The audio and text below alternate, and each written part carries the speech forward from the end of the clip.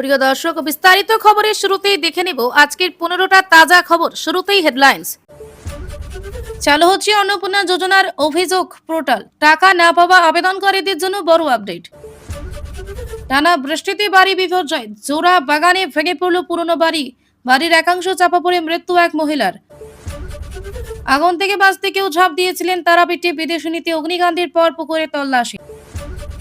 জনগণনার কাজে শিক্ষকদের নিয়োগ নিয়ে ফের অসন্তোষ প্রকাশ করল হাইকোর্ট। প্রশ্ন, সিদ্ধান্ত কি রাজ্যের মত নিয়ে। 4 মাসের 10 মামলায় 22 জনের মৃত্যুদণ্ড, খুনিদের চরম শাস্তি দিতে চাওয়াকে এই বিচারক রবি কুমার। বিপুল ছাড়ে মিলবে ক্যান্সারের ওষুধ থেকে চোখের লেন্স। রাজ্যে চালু হচ্ছে অমৃত ফার্মেসি। মামলা নিষ্পত্তি না হওয়া অবধি কোনো যাচাই নয়, কাস্ট সার্টিফিকেট নিয়ে বিরাট নির্দেশ দিল হাইকোর্ট। দেখা করতে গিয়ে আক্রান্ত মমতা, হালিশহরের তৃণমূল কর্মী খুনি, সিআইডি তদন্তের নির্দেশ শুভেন্দুর। জেনজির পাশে দাঁড়িয়ে বিরাট উদ্যোগ, গান্ধী জয়ন্তীতে শুরু মোদী সরকারের নতুন প্রকল্প। জ্বলছে না উনুন, চড়ছে না মিড ডে মিলের হাঁড়ি, দুদিন ধরে খালি পেটে ফিরছে পড়ুয়ারা। মিড ডে মিলে বিরিয়ানির পর এবার কৃষকদের 100% ঋণ মকুবের ঘোষণা মুখ্যমন্ত্রীর। কমিউনিস্টরাই ককরোচ ছাড় পোকা তৈরি করে, সরকার খেয়াল রাখছে, সতর্ক করলেন দিলীপ। ফাঁসি নয়, মৃত্যুদণ্ড হবে ইঞ্জেকশনে, বড় রায় সুপ্রিম কোর্টের। পুলিশ মৌখিক নির্দেশ দিলে মসজিদ থেকে মাইক খুলবে না, স্পষ্ট জানিয়ে দিল হাইকোর্ট। 28 আগস্ট মেয়র রোড দখল নিয়ে তৃণমূলের 2 শিবিরে টানাপোড়েন, আদালতের দ্বারস্থ কালীঘাটপন্থীরা। প্রিয় দর্শক, এতক্ষণ শুনলেন সংবাদ শিরোনাম। এবার আসছে বিস্তারিত খবর নিয়ে। খতিয়ে দেখবেন সিআইডি আধিকারিকরা। জানা গিয়েছে খুব শীঘ্রই হালিশহর থানায় তদন্তে যেতে পারেন রাজ্য গোয়েন্দা দপ্তরের আধিকারিকরা। গত 6 আগস্ট তৃণমূল কর্মী বীর্য কুমারকে গ্রেফতার করে পুলিশ। তবে তিনি উত্তর 24 পরগনা কাঁচরাপাড়া 24 নম্বর ওয়ার্ডের বাসিন্দা ছিলেন। গত 28 তারিখ পুলিশ লকআপে অচৈতন্য অবস্থায় বীর্যকে উদ্ধার করা হয়। দ্রুত হাসপাতালে নিয়ে যাওয়া হয়, কিন্তু সেখানে চিকিৎসকরা তৃণমূল কর্মীকে মৃত বলে ঘোষণা করেন।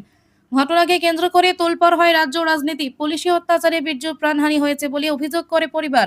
ঘটনার পরে মৃত তৃণমূল কর্মীর বাড়ি যান মমতা বন্দ্যোপাধ্যায়, কিন্তু সেখানে যাওয়া মাত্র তাকে ঘিরে শুরু হয় বিক্ষোভ। প্রাক্তন মুখ্যমন্ত্রীর গাড়ি লক্ষ্য করে কাদা ডিম ছোড়া হয়, এমনকি চোর চোর স্লোগানও ওঠে। পরের দিনই পুলিশের উচ্চপদস্থ আধিকারিকদের সঙ্গে হালিশহর পৌঁছান মুখ্যমন্ত্রী। শুভেন্দু অধিকারী কথা বলেন মৃতের পরিবারের সদস্যদের সঙ্গে। পরে হালিশহরে দাঁড়িয়ে মুখ্যমন্ত্রী বলেন, একটা লিখিত চিঠি আমাকে মৃতের স্ত্রী দিয়েছেন, মৃত্যুকে নিয়ে রাজনীতি করার সুযোগ দেননি, তাই কৃতজ্ঞতা জানিয়েছি। এরপরই ঘটনায় হালিশহর থানার আইসিকে ক্লোজ এবং আইও বা তদন্তকারী আধিকারিককে সাসপেন্ডের নির্দেশ দিয়েছেন শুভেন্দু অধিকারী। পাশাপাশি ডেপুটি ম্যাজিস্ট্রেট বা এসডিওর স্তরে তদন্তের নির্দেশ দেওয়া হয়। তবে এক্ষেত্রে ঘটনার গুরুত্ব বুঝে জেলা শাসককেও তদন্তের দায়িত্ব দেওয়া হয়েছে বলেও জানান মুখ্যমন্ত্রী। কলকাতার জোড়াবাগান থানার মালাপাড়াতে একটি পুরনো বাড়ির একাংশ ভেঙে পড়ে একজন মহিলার মৃত্যুর ঘটনা ঘটেছে। 31 নং রশদুলাল স্ট্রিট জোড়াবাগানে 3 তলা বাড়িটি মঙ্গলবার ভোর 5টা নাগাদ ভেঙে পড়ে বলে জানা যায়। মৃত্যু হয় ষাটোর্ধ্ব এক মহিলা, মৃতার নাম উর্মিলা সাহু বলে জানা গিয়েছে। ঘটনার পর প্রায় 20 জনের মতো যারা এই বাড়িতে আটকে পড়েছিলেন তাদের সবাইকে উদ্ধার করে সম্ভব হয়েছে বলে জানিয়েছে উদ্ধারকারীরা। পুরনো বাড়ির একাংশ ভেঙে পড়ে মৃত্যু হয়েছে একজনের মঙ্গলবার ভোর 5টা নাগাদ। ঘটনাটি ঘটেছে জোড়াবাগান থানার মালাপাড়া এলাকায়। পুলিশ এবং বিপর্যয় মোকাবিলা বাহিনী ঘটনাস্থলে আসে। দ্রুত গতিতে উদ্ধার কাজ চালানো হয়। ভেঙে পড়া বাড়ির বয়স 225 বছর বলে জানা গিয়েছে। একাধিকবার মালিকানা বদল হয়েছে ওই বাড়ির। সাম্প্রতিক সময়ে শরিকি ঝামেলায় কোনো রকম রক্ষণাবেক্ষণ হতো না। স্থানীয় সূত্রে খবর, ওই বাড়ির একটা অংশ 6 মাস আগে ভেঙে পড়েছিল। তারপরে কোনো রকম রক্ষণাবেক্ষণ হয়নি। প্রায় 21 জনের মতো ওই বাড়িতে বসবাস করতেন। এর মধ্যে উর্মিলা সাহুর স্বামী গতকাল সোমবার রাতে বাড়িতে ছিলেন না। ভোর রাতে তিনি খবর পান বাড়িটি ধ্বংস হয়ে গিয়েছে। বাড়িটি এর আগেই বসবাসের অযোগ্য হিসেবে চিহ্নিত করা হয়েছিল পুরসভার তরফেই। তবে তাও কেন ওইভাবে বসবাস চলছিল, কেন ছিল না নজরদারি, উঠছে প্রশ্ন। এর আগে বাড়ি ভেঙে পড়ার ঘটনা ঘটেছে জোড়াবাগানে। চলতি বছরে জুন মাসের শেষের দিকে একটি পুরনো দোতলা বাড়ি ভেঙে পড়ার ঘটনা ঘটে ওই এলাকায়। জোড়াবাগান থানা এলাকার 24 নম্বর কাশীনাথ দত্ত স্ট্রিটে একটি পুরনো দোতলা বাড়ি একাংশ ভেঙে পড়ায় তীব্র চাঞ্চল্য ছড়ায়। কলকাতা পুরসভার 20 নম্বর ওয়ার্ডের ওই দুর্ঘটনায় বাড়ির ভেতরে আটকে পড়েছিলেন এক বৃদ্ধ সহ মোট 4 জন। ফের মঙ্গলবার 18 আগস্ট একই ধরনের ঘটনা। একটানা প্রবল দুর্যোগে কাকভরে হুড়মুড়িয়ে ভেঙে পড়ল পুরনো বাড়ি। বাড়ির একাংশ ধসে মৃত্যু হয়েছে ষাটোর্ধ্ব বৃদ্ধা উর্মিলা দেবীর। আটকে পড়া 20 জনকে অবশ্য উদ্ধার করেছে এনডিআরএফ। বিপজ্জনক বাড়ি হওয়া সত্ত্বেও কেন বসবাস, এই প্রশ্ন ফের উঠছে। এদিকে আজ মঙ্গলবারও দক্ষিণবঙ্গের প্রায় সব জেলায় দুর্যোগের পূর্বাভাস রয়েছে। তবে সেই দুর্যোগের পরিমাণ কিছুটা কমবে। দক্ষিণবঙ্গের 6 জেলায় হতে পারে ভারী বর্ষণ। উত্তরবঙ্গেও রয়েছে ঝড় বৃষ্টির সতর্কতা। আগামী 24 ঘন্টায় নিম্নচাপ প্রথমে উত্তর-পশ্চিম দিকে এবং তারপরে পশ্চিম ও উত্তর-পশ্চিম দিকে গাঙ্গেয় পশ্চিমবঙ্গ, ঝাড়খণ্ড, বিহারের উপর দিয়ে এগোতে থাকবে, এমনটাই জানিয়েছে আবহাওয়া দফতর। শ্রাবণের শেষ সোমবার তারাপীঠে মা তারার মন্দির দর্শন করতে এসে ভয়াবহ পরিস্থিতির শিকার হয়েছেন বাইরে থেকে আসা আগত পর্যটকরা। জানা যায়, মঙ্গলবার আনুমানিক ভোর 4:30 নাগাদ তারাপীঠ থানা সংলগ্ন একটু বেসরকারি হোটেলে শর্ট সার্কিটের ফলে ভয়াবহ অগ্নিকাণ্ড ঘটে। এর ফলে 9 জনের মৃত্যু হয়েছে, পাশাপাশি আহত হয়েছে বেশ কয়েকজন। সূত্রের খবর, সোমবার ভোর রাতে ভয়াবহ অগ্নিকাণ্ড ঘটেছিল তারাপীঠের একটি 5 তলা বেসরকারি হোটেলে। ঝলসে দম বন্ধ হয়ে মৃত্যু হয়েছিল 9 জন পুণ্যার্থীর। এছাড়া এখনো পর্যন্ত খোঁজ পাওয়া যাচ্ছে না বেশ কিছু জনের। পাশাপাশি এই অভিশপ্ত হোটেলের পাশে রয়েছে একটি পুকুর। আগুন লাগার সময় কেউ কেউ প্রাণে বাঁচতে সেখানে ঝাঁপ দিয়েছেন বলে প্রাথমিকভাবে অনুমান করা হচ্ছে। ফলে মঙ্গলবার ভোর থেকে সেই অভিশপ্ত হোটেলের পাশে পুকুরের ডুবুরি নামিয়ে তল্লাশি চালানো হচ্ছে। এদিকে অভিশপ্ত হোটেলের মালিক প্রবীর পাল ও তার ছেলে কল্যাণকে ইতিমধ্যে গ্রেপ্তার করেছে পুলিশ। অগ্নিকাণ্ডের পর থেকেই ঢাকা দিয়েছিলেন তারা, তবে মঙ্গলবার তাদের রামপুরহাট আদালতে তোলা হবে বলে ইতিমধ্যে জানা গিয়েছে। এছাড়া অভিশপ্ত হোটেলে ফায়ার এক্সিট বা ছাদে ওঠার পথ বন্ধ ছিল বলে ইতিমধ্যে তদন্ত উঠে এসেছে। অতএব সুরক্ষাবিধি লঙ্ঘন করা হয়েছে কিনা তাও দেখা হচ্ছে। আজ দুপুরে জেলা প্রশাসনের তরফে সাংবাদিক বৈঠক ডাকা হয়েছে। জনগণনায় শিক্ষকদের নিয়োগ মামলায় ফের অসন্তোষ প্রকাশ করল কলকাতা হাইকোর্ট। আদালতের ভৎসনার মুখে পড়লেন জনগণনা কর্তৃপক্ষ। বিচারপতি কৃষ্ণ রাওয়ের প্রশ্ন, এ বিষয়ে কেন্দ্র কি রাজ্যের সঙ্গে আলোচনা করে সিদ্ধান্ত নিয়েছে? কেন স্কুলের শিক্ষকদের এই কাজে যুক্ত করা হচ্ছে? উল্লেখ্য, জনগণনায় কাজে শিক্ষকদের গণহারে নিয়োগ করা নিয়ে এর আগে প্রশ্ন তুলেছিল হাইকোর্ট। সেই সময় আদালতে পর্যবেক্ষণ ছিল, একসঙ্গে বহু শিক্ষককে এই কাজে নিযুক্ত না করে কয়েকজনকে নিতে পারত রাজ্য। সেক্ষেত্রে বাকি শিক্ষকেরা স্কুলে কাজ সামলাতে পারবেন। জনগণনার কাজে শিক্ষক নিয়োগ মামলায় মঙ্গলবার আবার শুনানি হলে বিচারপতি রাওয়ের ভৎসনার মুখে পড়েন জনগণনা কর্তৃপক্ষ। বিচারপতি প্রশ্ন, জনগণনা করার সময় কি কর্তৃপক্ষ কোন সময়টা নির্ধারণ করেছেন? সকাল 9টা থেকে বিকেল 4টে? জনগণনায় শিক্ষক নিয়োগের বিষয়ে রাজ্যের সঙ্গে আলোচনা করে কেন্দ্র এই সিদ্ধান্ত নিয়েছে কিনা সেই উত্তরও জানতে চাওয়া হয়েছে।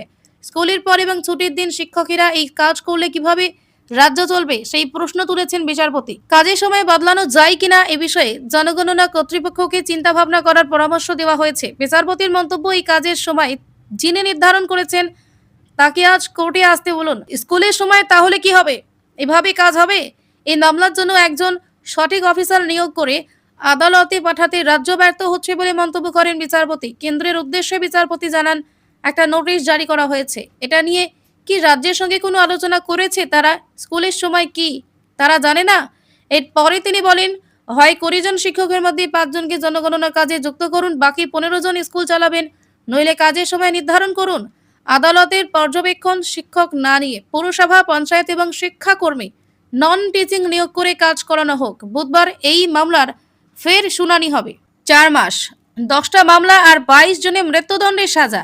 এই ঘটনা ঘটেছে উত্তরপ্রদেশের মুজাফফরনগরে। নৃশংস হত্যাকাণ্ডের অপরাধীদের সর্বোচ্চ শাস্তি দিয়ে খবরের শিরোনামে উঠে এসেছেন সেখানকার নিম্ন আদালতের এক বিচারক। মুজাফফরনগরে অতিরিক্ত জেলা ও দায়রা বিচারক রবি কুমার দিবাকর তার এজলাসে মামলা উঠলে অপরাধীদের আর রক্ষে নেই। চোর, ডাকাত ও খুনিদের একের পর এক দৃষ্টান্তমূলক সাজা দিয়ে নজির তৈরি করে ফেলেছেন তিনি। ফৌজদারি পাশাপাশি তার নির্দেশে সম্পূর্ণ অন্যদিকে পাক নিয়েছে বহুচর্চিত বারাণসীর জ্ঞানব্যাপী মসজিদ নিয়ে চলা মামলাও। বছর 46-এর বিচারক রবি কুমার উত্তরপ্রদেশের লখনৌয়ের বাসিন্দা। 2009 সালে আজমগড় আদালতে অতিরিক্ত দেওয়ানি বিচারক হিসাবে কর্মজীবন শুরু করেন তিনি। 2015 সালে মে মাসে সুলতানপুরে আদালতে বদলি হওয়া তাকে এর 5 মাসের মাথায় জুডিশিয়াল ম্যাজিস্ট্রেট হিসাবে পদোন্নতি হয় তার। এহেন বিচারক রবি কুমারের রয়েছে একাধিক শিক্ষাগত যোগ্যতা। 2002 সালে স্নাতক হন তিনি। ছিলেন বাণিজ্য বিভাগের ছাত্র। রাস্তা বদলে এরপর পড়াশোনা শুরু করেন আইন নিয়ে। 2005 সালে পান এলএলবি ডিগ্রি। পরের 2 বছরের মাথায় 2007 সাল এলএলএম ডিগ্রি চলে আসে তার পকেটে। চলতি বছরে 13 আগস্ট একটি খুনের মামলায় 4 জনকে ফাঁসির সাজা শোনান বিচারক রবি কুমার।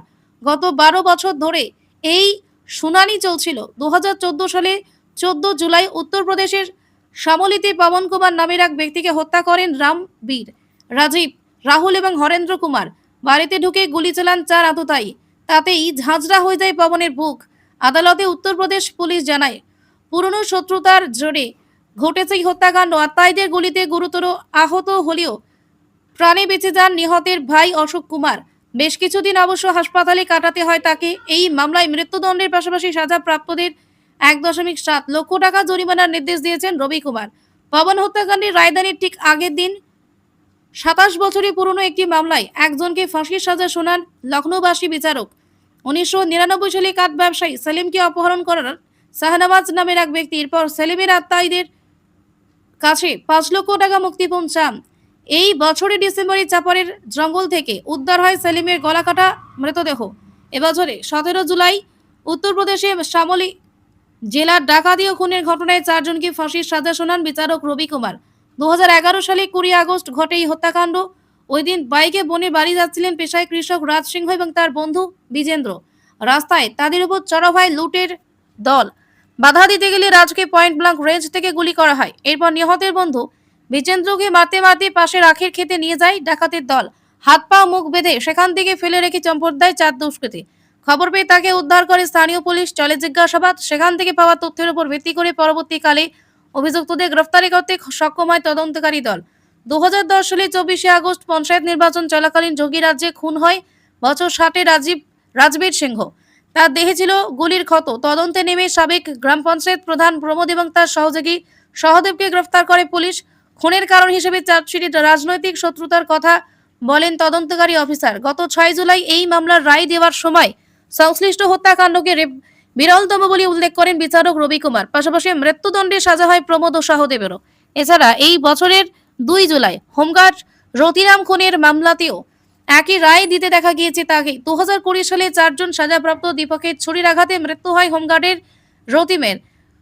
ঘটনার সময় কর্তব্যরত অবস্থায় ছিলেন তিনি। পুলিশ জানিয়েছে আত্মাই হঠাৎ ছুরি নিয়ে রতিরামের মাকে আক্রমণ করে বসে। ওই সময় মহিলাকে বাঁচাতে গেলে প্রাণ যায় রতিরামের। এই মামলা পর্যবেক্ষণে বিচারক রবি কুমার বলেন, এমন পরিস্থিতিতে হত্যাকাণ্ডটি সংঘটিত হয়েছে যে এটি সর্বোচ্চ শাস্তির দাবি রাখে। গত 20 জন রবি কুমারের এজলাসে ফাঁসির সাজা শোনেন রাজেন্দ্র সাইনি হত্যা মামলায় 2 অভিযুক্ত। তারা হলেন গজেন্দ্র ও রামকিরণ। এছাড়া 15 বছরের পুরনো জোড়া খুন কাণ্ডে 50 বছর বয়সী এক ব্যক্তিকে মৃত্যুদণ্ড দিয়েছিল এই বিচারক। এবছরের 30 মে এই রায় দেয় আদালত। 2011 সালে 13 নভেম্বর মুজাফফরনগরী আক্ষেপ থেকে মাথা ও মুখ থ্যাতলানো জোড়া মৃতদেহ উদ্ধার করে উত্তরপ্রদেশ পুলিশ। নিহতেরা হলেন রাজেশ দেবী বয়স 30, তার পুত্র শিশুপুত্র। তদন্তকারীদের দাবি, পুরনো শত্রুতার জেরে 7 নভেম্বর তাদের হত্যা করে রাহিস নামের এক ব্যক্তি। খুনে ব্যবহৃত ইটটিও উদ্ধার করতে সক্ষম হন তারা। এবছরের 27 এপ্রিল আরেকটি হত্যা মামলায় একটি মহিলা ও তার 3 ছেলেকে ফাঁসির সাজা শোনান বিচারক দিবাকর। 2019 সালে খুনের মামলায় তাদের গ্রেফতার করে পুলিশ। পাশাপাশি 6 এপ্রিল আইনজীবী মোহাম্মদ সমীরকে অপহরণ ও হত্যার ঘটনায় আরও 3 জনকে মৃত্যুদণ্ড দেন তিনি। উত্তরপ্রদেশ পুলিশের দাখিল করা চার্জশিট অনুযায়ী 2019 সালে 15 অক্টোবর আইনজীবী সমীরকে অপহরণ ও খুন করে 3 দুষ্কৃতী। পরে প্রমাণ লোপাটে মৃতদেহ সিকরি গ্রামে সংলগ্ন জঙ্গলে ফেলে দেয় তারা। হত্যার কারণ হিসেবে 45 লক্ষ টাকার আর্থিক বিরোধের কথা উল্লেখ করেন তদন্তকারী আধিকারিক। গত বছরের 2025 নভেম্বর মুজাফফরনগর আদালতে অতিরিক্ত জেলা ও দায়রা বিচারক হিসেবে দায়িত্বভার গ্রহণ করেন রবি কুমার। 2022 সালে বারাণসীর আদালতে থাকাকালীন তার এজলাসে ওঠে জ্ঞানব্যাপী মামলা। মসজিদটির ভিতরে পুজো করার অধিকার চেয়ে আবেদন করে হিন্দু পক্ষ। তখন ভিডিওগ্রাফিক সমীক্ষার নির্দেশ দেয় তিনি। জ্ঞানব্যাপী মামলার সময় খবরের শিরোনামে উঠে আসে বিচারক দিবাকর। তারপর মাত্র 4 মাসের মধ্যে 10টি হত্যার মামলায় 22 জনকে ফাঁসির সাজা যে তিনি শোনাতে পারেন তা ছিল কল্পনার অতীত। বেসরকারি দোকান থেকে চড়া দামে ওষুধ বা চিকিৎসা সরঞ্জাম কিনতে গিয়ে রোগীর পরিবারের পকেটে যে চাপ পড়ে তা কমাতে এবার সরকারি হাসপাতালে অমৃত ফার্মেসি ব্যবস্থা করছে রাজ্য। অমৃত ফার্মেসি থেকে প্রয়োজনীয় ওষুধ তো বটেই, সেন্ট, ক্যান্সারের ওষুধ কিংবা চোখের লেন্সের মতো দামি চিকিৎসা সামগ্রী বাজারের তুলনায় অনেক কম খরচে কেনার সুযোগ মিলবে। কোনো কোনো ক্ষেত্রে ছাড়ের পরিমাণ 80% পর্যন্ত পৌঁছতে পারে। অমৃত ফার্মেসি কিভাবে কাজ করবে এবং সাধারণ রোগীরা এর মাধ্যমে কিভাবে সুবিধা পাবেন তা বিস্তারিতভাবে জানান স্বাস্থ্যমন্ত্রী সারদা মুখোপাধ্যায়। স্বাস্থ্য দপ্তর সূত্রে খবর, প্রথম পর্যায়ে রাজ্যের প্রায় 100টি সরকারি হাসপাতালে এই পরিষেবা চালু করার পরিকল্পনা রয়েছে। ইতিমধ্যে হাসপাতাল চিহ্নিত করার কাজ হয়েছে। প্রসঙ্গত, বড় মেডিকেল কলেজ ও হাসপাতালগুলির কাছাকাছি জায়গাকে বিশেষভাবে গুরুত্ব দেওয়া হচ্ছে যাতে চিকিৎসা করাতে আসা রোগী ও তাদের পরিজনরা সহজেই এই পরিষেবা ব্যবহার করতে পারেন। ভবিষ্যতে প্রয়োজন পড়ে ফার্মেসির সংখ্যা আরও বাড়ানো হবে। সরকারি হাসপাতালের ভিতরে এই পরিষেবা চালানোর জন্য একটি সংস্থার সঙ্গে ইতিমধ্যে সমঝোতাপত্রে সই করেছে রাজ্য সরকার। তবে ছাড়ে শুধু ওষুধ বা চিকিৎসা সামগ্রী পেতে গেলে রোগীর প্রেসক্রিপশন ও নির্দিষ্ট ক্ষেত্রে পরিচয়পত্র চাওয়া হতে পারে। উল্লেখ্য, এই ফার্মেসিতে বিভিন্ন ধরনের ওষুধ এবং চিকিৎসা সামগ্রীতে 50 থেকে 80% পর্যন্ত ছাড় দেওয়ার ব্যবস্থা করা হচ্ছে। বিশেষ করে দীর্ঘদিন চিকিৎসাধীন থাকা রোগী কিংবা বড় অস্ত্রোপচারের প্রয়োজন রয়েছে এমন পরিবারের ক্ষেত্রে এই ছাড় যথেষ্ট গুরুত্বপূর্ণ হয়ে উঠতে পারে। দামি চিকিৎসা সরঞ্জামের তালিকাতেও রয়েছে একাধিক গুরুত্বপূর্ণ সামগ্রী। সেন্টের ক্ষেত্রে সর্বোচ্চ 80% পর্যন্ত ছাড়ের কথা জানানো হয়। পাশাপাশি ক্যান্সার চিকিৎসায় ব্যবহৃত বেশ কিছু ওষুধ এবং চোখের চিকিৎসায় প্রয়োজনীয় লেন্স কম দামে পাওয়া যাবে। অর্থাৎ যে চিকিৎসাগুলোতে সাধারণত বিপুল টাকা খরচ হয় সেখানে অমৃত ফার্মেসি কিছুটা স্বস্তি দিতে পারে রোগীর পরিবারকে। স্বাস্থ্য পরিষেবায় রাজ্যের নতুন পরিকল্পনার লক্ষ্য শুধু বীমার আওতায় রোগীকে আনা নয়, চিকিৎসার খরচ কমানো এবং হাসপাতালে পরিষেবার উপর নজরদারি। অমৃত ফার্মেসি যদি পরিকল্পনা অনুযায়ী আরও সরকারি হাসপাতালে ছড়িয়ে পড়ে তাহলে দামি ওষুধ ও চিকিৎসা সরঞ্জামের খরচ নিয়ে বহু পরিবারের দীর্ঘদিনের দুশ্চিন্তা কিছুটা হলেও কমতে পারে।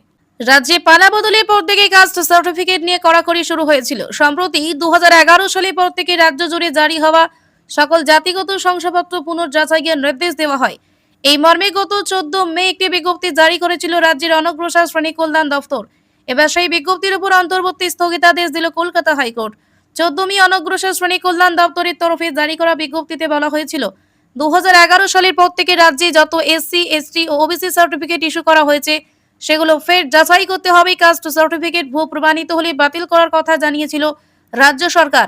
এরপরে সিদ্ধান্ত চ্যালেঞ্জ করে হাইকোর্টে একটি জনস্বার্থ মামলা হয়। মামলাকারীর আইনজীবী বিকাশ রঞ্জন ভট্টাচার্য বলেন, শংসাপত্র বাতিল করার মতো কোনো ক্ষমতা রাজ্যের নেই। পাল্টা রাজ্যের advocate general AG Surajit Nath Mitra আদালতে দাবি করেন, আধার কার্ড, ভোটার কার্ড সহ অন্যান্য নথি ও জাতিগত পারিবারিক বিষয় যাচাই করে এই ধরনের সিদ্ধান্ত নিতে পারে রাজ্য। উভয় পক্ষে সওয়াল জবাব শোনার পর হাইকোর্টে ভারপ্রাপ্ত প্রধান বিচারপতি তপব্রত চক্রবর্তী ডিভিশন বেঞ্চ জানায়, গত মে মাসে রাজ্যের তরফে জারি করা কাস্ট সার্টিফিকেট সংক্রান্ত বিজ্ঞপ্তির উপর অন্তর্বর্তী স্থগিতাদেশ জারি করা হচ্ছে। মামলা নিষ্পত্তি না হওয়া অবধি এসসি, এসটি, ওবিসিদের ক্ষেত্রে কোনো রকম যাচাই করা যাবে না। একই সঙ্গে হাইকোর্ট স্পষ্ট জানিয়েছে, রাজ্যের কাছে যদি এই সংক্রান্ত কোনো অভিযোগ আসে তাহলে সংশ্লিষ্ট অভিযোগের ভিত্তিতে জেলার আধিকারিকরা তা যাচাই করে সিদ্ধান্ত নিতে পারবেন। এক্ষেত্রে কোনো বাধা নেই বলে জানিয়েছে উচ্চ আদালত। রাজ্যে বিজেপি ক্ষমতায় আসার পর থেকেই কাস্ট সার্টিফিকেট নিয়ে প্রশাসনিক কড়াকড়ি শুরু হয়েছে। ভুয়ো শংসাপত্র বাতিল করতে তৎপর হয়ে উঠেছে রাজ্য সরকার। গত মে মাসে একটি বিজ্ঞপ্তি জারি করে এই বিষয়ক নির্দেশও দেওয়া হয়েছিল। এবার সেই বিজ্ঞপ্তির উপর স্থগিতাদেশ জারি করল কলকাতা হাইকোর্ট। পুলিশ হেফাজতে তৃণমূল কর্মীর মৃত্যুতে রাজধর্ম পালন মুখ্যমন্ত্রী শুভেন্দু অধিকারী। ঘটনা এবার সিআইডি তদন্তের নির্দেশ দিল রাজ্য সরকার। আগেই তৃণমূল কর্মী খুনের ঘটনায় হালিশহর থানার আইসিকে ক্লোজ এবং আইও বা তদন্তকারী আধিকারিককে সাসপেন্ডের নির্দেশ দিয়েছিলেন মুখ্যমন্ত্রী। এবার ঘটনার দিন হালিশহর থানায় লকআপে ঠিক কি ঘটেছিল তা খতিয়ে দেখবেন সিআইডি আধিকারিকরা। জানা গেছে খুব শীঘ্রই হালিশহর থানায় তদন্তে যেতে পারে রাজ্য গোয়েন্দা দপ্তরের আধিকারিকরা। গত 6 আগস্ট তৃণমূল কর্মী বীর্যু কুমারকে গ্রেপ্তার করে পুলিশ। তিনি উত্তর 24 পরগনা কাঁচরাপাড়া 24 নম্বর ওয়ার্ডের বাসিন্দা ছিলেন।